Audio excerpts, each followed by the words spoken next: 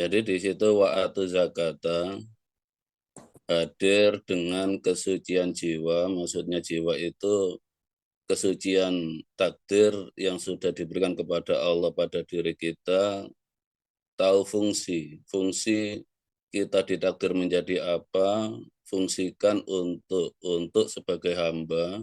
Di situ arahnya wa'tasimu bihablil jami'ah.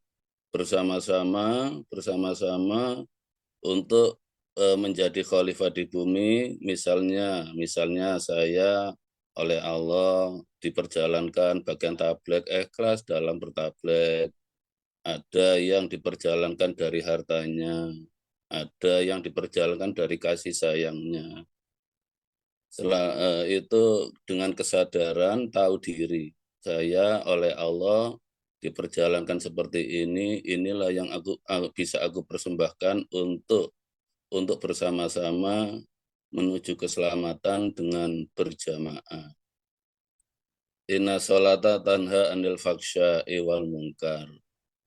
Orang yang sholat, hidupnya hadir selalu di singgasana Allah, itu di hatinya tidak ada sifat ingkar.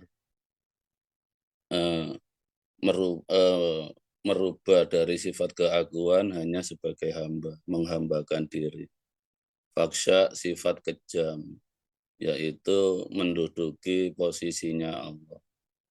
Jadi tidak apa yang saya kerjakan dari macam-macam cara menyembah termasuk sholat itu bukan yang saya berbeda dengan yang saya percaya.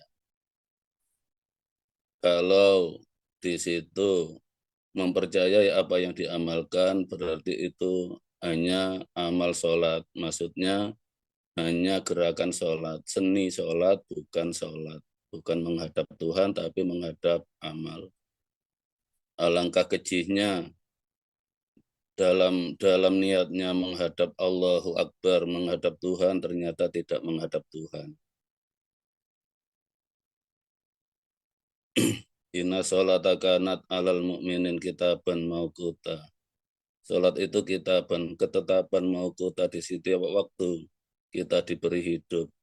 Itu selalu kanat di dalam hati kita hanya ada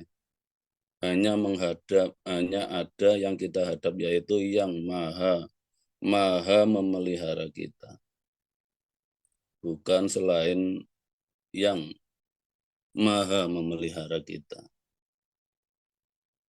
Kalau di situ saya ketika sholat, saya yakin dengan amal saya ini saya diselamatkan, berarti yang di hati saya bukan Tuhan tapi amal saya.